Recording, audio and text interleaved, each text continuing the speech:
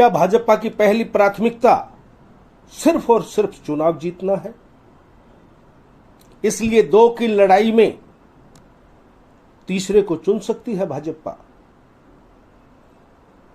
गौड़ और खंडेलवाल के विवाद से को बढ़ाने वाले वर्तमान विधायक अभिनेश महर्षि तथा पूर्व मंत्री राजकुमार रिणवा के स्थान पर पूर्व उप मुख्यमंत्री हरिशंकर भाबड़ा के पुत्र सुरेंद्र भाबड़ा या पूर्व जिला अध्यक्ष व वर्तमान प्रदेश कार्यकारिणी सदस्य धर्मवीर पुजारी पर दांव खेल सकती है भाजपा।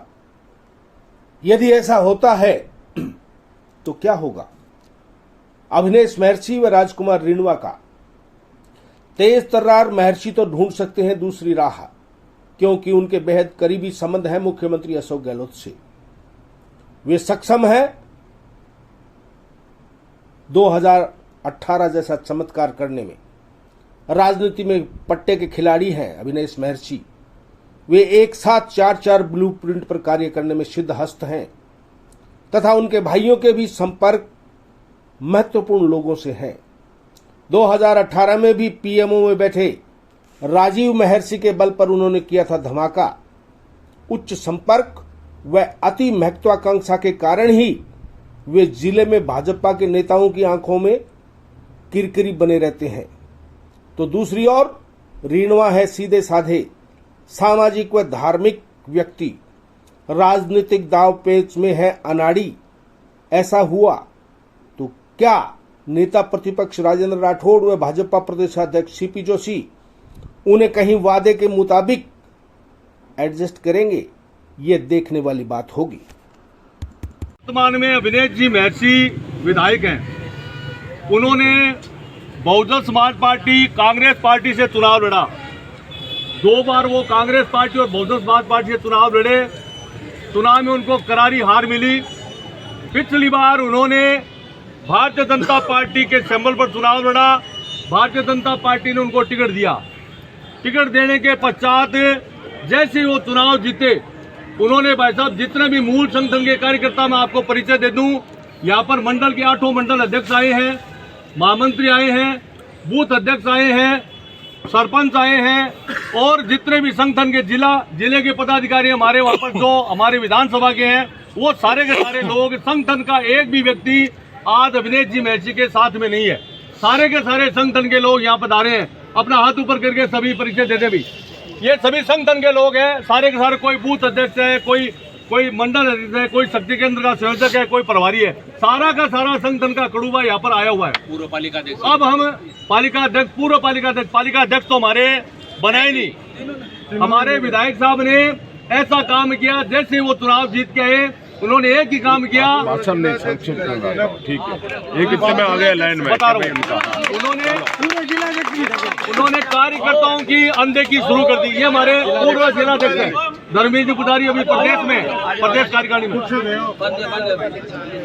भाई साहब, उन्होंने कार्यकर्ताओं की अनदेखी शुरू कर दी। कार्यकर्ताओं के साथ दोगला व्यवहार किया। जो उनके साथ बहुजन समाज पार्टी से, कांग्रेस पार्टी से है, उनको गले लगाया।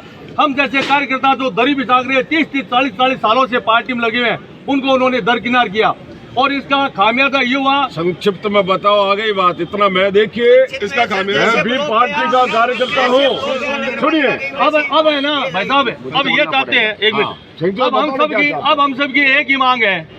हम सब ने ऐसा सुना है कि टिकट उनकी पार्टी संगठन इतना विरोध हुआ है, जगह जगह उनका विरोध हुआ। अभी हमने अलग से उनके परिवर्तन यात्रा में भी 7-8 हजार लोग इकट्ठे हुए थे उनके विरोध में। उसके बावजूद इतने संगठन का विरोध है, संगठन का एक व्यक्ति साथ में नहीं है, फिर भी पता नहीं क्यों पार्टी उनको टिकट देना चाहती है। हम उसका पुरजोर विरोध करते हैं। उनको अगर टिकट दी जाती है भाई साहब, उनको अगर टिकट दी जाती है तो वो टिकट वापिस आ जाएगी। हम उसका समर्थन नहीं करेंगे।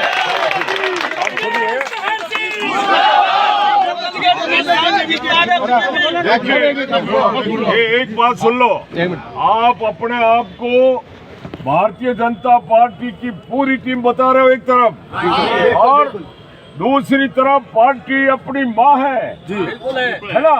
इस माँ का जय जयकार होना चाहिए या व्यक्ति का जय जयकार होना चाहिए? एक बात ध्यान रखना। अब सुनिए कार्यकर्ता भाइयों, बहुत ही संक्षिप्त में बात, मैं समझ गया इनका कहना है कि भाई जो वर्तमान में विधायक है उनके बारे में विचार न करके किसी भी नए कार्यकर्ता को मौका देना चाहिए। पार्टी जीत जाएगी।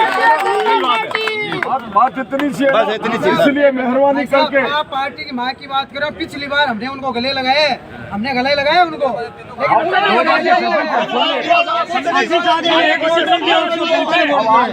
आप लोगों का आपने मैंने कहा ना एक बता दो, आपका नेता बता दिया ना। हम सब इसका मतलब ये है कि नेतृत्व विहीन लोग आए हैं क्या यहाँ, है ना? नहीं है ना? तो मत बोलो, मत बोलो।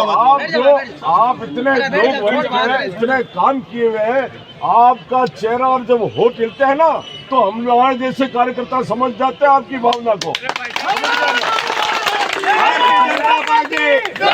इसलिए देखो जी, भाजपा कौन सी पार्टी है भैया?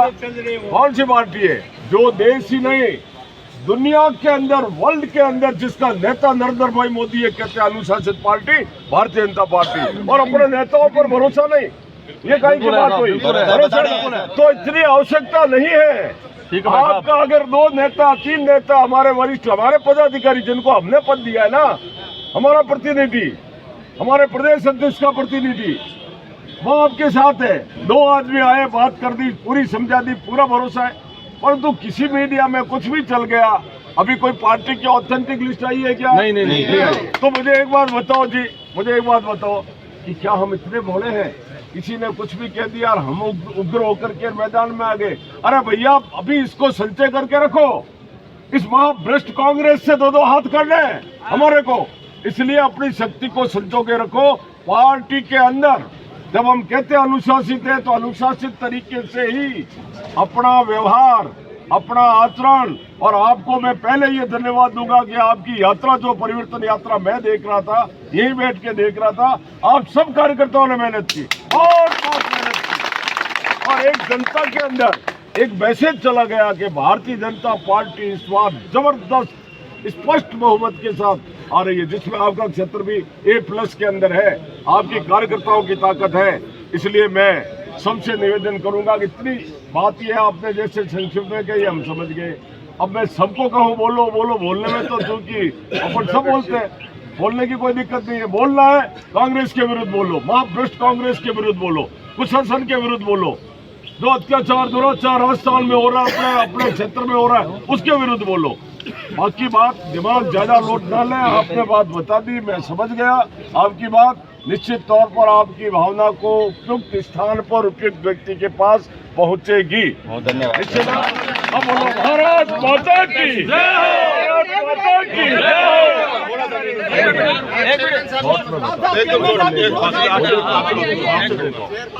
नगर पालिका पंचायत का चुनाव का रिजल्ट देख लीजिए, भारतीय जनता पार्टी का कैसे उन्होंने हराया उसके बाद जो हमारा आज मंडल व्यक्तिगत आदमी को 8 मंडल सारे आगे ना, हमारे सारे आगे देख रहा हूँ मैं चेहरे से।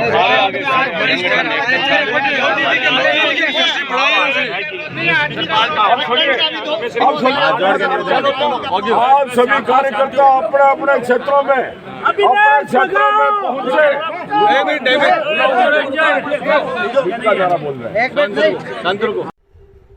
नमस्कार।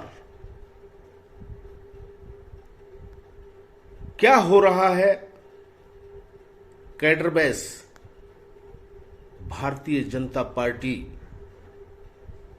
के चूरू जिले की सुजानगढ़, सरदार शहर और अब रतनगढ़ विधानसभा क्षेत्रों में क्यों उद्वेलित हो रहे हैं भाजपा के पंचायत, नगर निकाय के जनप्रतिनिधि और संगठन के पदाधिकारी।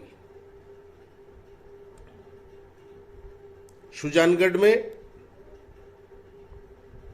पूर्व मंत्री और पूर्व विधायक खेमाराम मेघवाल के सानिध्य में, तो सरदार शहर में पूर्व विधायक अशोक पींचा के सानिध्य में विद्रोह की चिंगारी भड़की,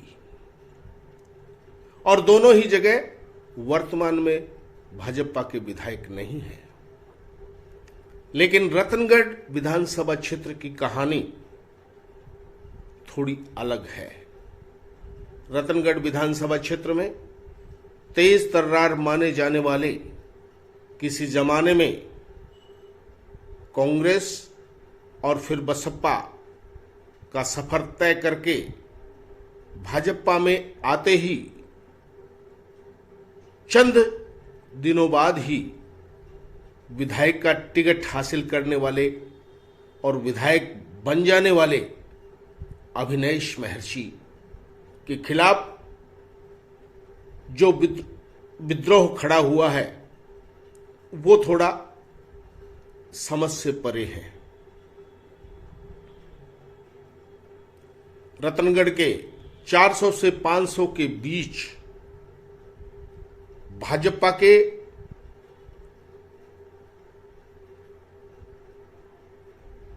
संगठन के लगभग अधिकांश लोग तथा पंचायत और नगर निकाय के लोग जो भाजपा में वर्षों से समर्पित भाव से कार्यरत हैं, उनमें विद्रोह होना कहीं न कहीं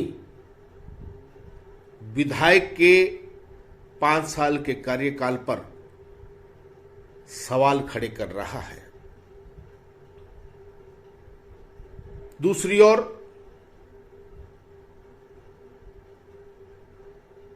ये भी बात समझी जा सकती है कि इस आने वाले विधानसभा चुनाव में भाजपा हर हालत में विजयी उम्मीदवारों की तलाश में है। भाजपा ने जो रुख अपनाया है उसमें पहली प्राथमिकता चुनाव जीतने की दिखाई दे रही है और जहां विद्रोह होता है वहां चुनाव जीतना संदिग्ध हो जाता है। रतनगढ़ विधानसभा क्षेत्र सभी जानते हैं कि भारतीय जनता पार्टी का परंपरागत रूप से गढ़ रहा है। यहां 80 के बाद 2 चुनावों को छोड़कर लगातार भारतीय जनता पार्टी ही विजय रही है। ऐसे में पूर्व मंत्री राजकुमार रिणवा व वर्तमान विधायक अभिनैश महर्षि की आपसी राजनीतिक कटुता ने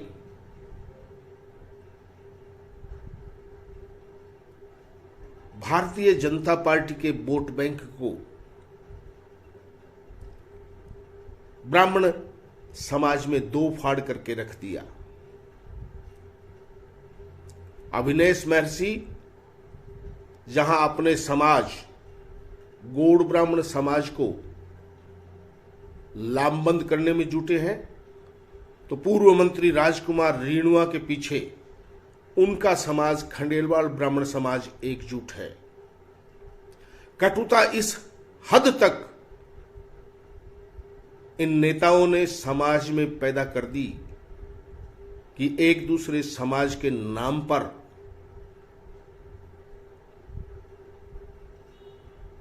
समाज के लोग समक रहे हैं। ऐसे में कहीं इस विद्रोह की पृष्ठभूमि में भारतीय जनता पार्टी के थिंक टैंक के इशारे पर ही तो ये विद्रोह नहीं है, इसे समझना पड़ेगा। क्योंकि भारतीय जनता पार्टी किसी भी स्थिति में हारने का जोखिम नहीं ले सकती और यहां गौड़ ब्राह्मण समाज भी भाजपा का वोट बैंक है और खंडेलवाल समाज तो भाजपा का वोट बैंक है ही। लेकिन यदि भारतीय जनता पार्टी अविनेश महर्षि को यहां उम्मीदवार बनाएगी तो खंडेलवाल समाज उन्हें वोट नहीं देगा, और राजकुमार रेणुआ को यदि उम्मीदवार बनाती है तो इसमें संदेह है कि गौड़ ब्राह्मण समाज राजकुमार रेणुआ के साथ होंगे, क्योंकि पिछले 5 साल में दोनों ही नेताओं ने अपना अस्तित्व बनाए रखने के लिए समाज के बीच दूरियां बढ़ा दी है। रतनगढ़ विधानसभा क्षेत्र के इतिहास पर हम अगर नजर डालें तो यहां जीतता ब्राह्मण ही है, लेकिन प्राथमिकता भारतीय जनता पार्टी की रहती है। पूर्व उप मुख्यमंत्री हरिशंकर भाबड़ा यहां लगातार 3 चुनाव जीतते रहे हैं।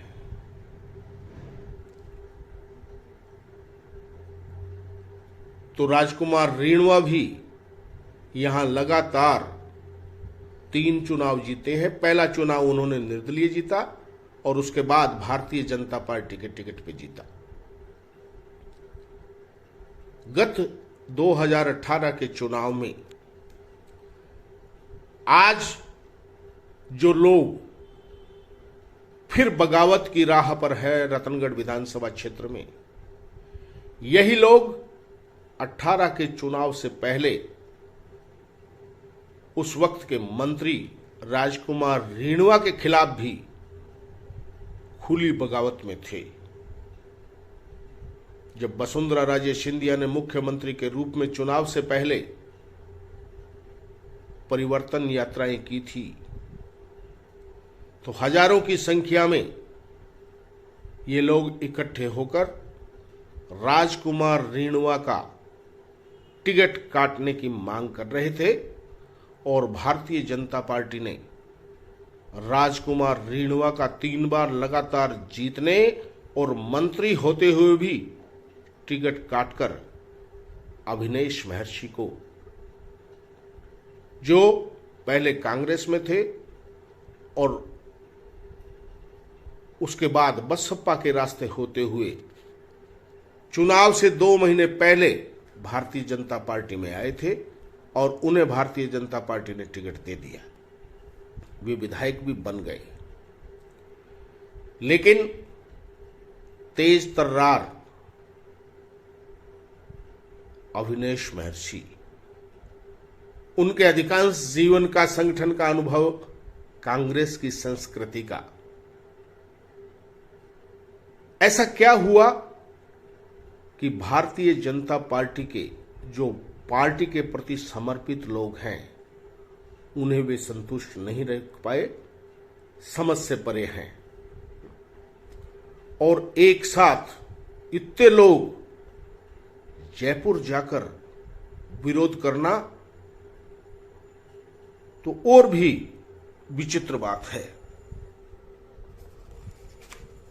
जयपुर जाने वालों में भाजपा के नेता भागीरथ सिंह राठौड़, पूर्व पालिका अध्यक्ष शिव भगवान कम्मा, पूर्व पालिका अध्यक्ष लीटू कल्पनाकांत, जिला उपाध्यक्ष दीनदयाल पारिक, पंचायत समिति सदस्य गिरधारीलाल खीचड़, हरिप्रसाद दायमा, मंडल अध्यक्ष अरविंद इंदौरिया सहित 6 मंडल अध्यक्ष, सरपंच पवन सिंह राठौड़, दातार सिंह, गोपाल सहू, मंडल महामंत्री रामकिशन माटोलिया, उमाशंकर धादीज, मदन धादीज, दीनदयाल स्वामी, शंकरलाल खडोलिया, पार्षद जयचंद महावर, विकास रेणुआ, श्याम पारिक, सरपंच, पंचायत समिति सदस्य सहित सैकड़ों लोगों का जयपुर जाना और संगठन महामंत्री चंद्रशेखर, चुनाव समिति के अध्यक्ष नारायण पचारिया और राष्ट्रीय उपाध्यक्ष ओम माथुर से मुलाकात कर अविनेश महर्षि का टिकट काटकर परिवर्तन करने की मांग करना और पूर्व जिलाध्यक्ष जो अभी हाल ही में महीने 1.5 महीने पहले प्रदेश की कार्यकारिणी के सदस्य बने हैं धर्मवीर पुजारी जैसे लोगों का साथ होना क्या इशारा कर रहा है?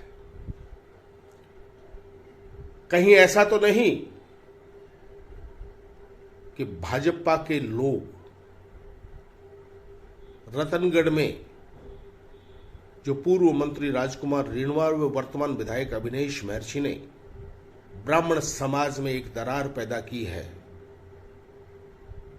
उस दरार के चलते संभावित हार से बचना चाहते हैं? सूत्रों से मिली जानकारी के अनुसार ऐसा भी संभव है कि भाजपा रतनगढ़ विधानसभा क्षेत्र से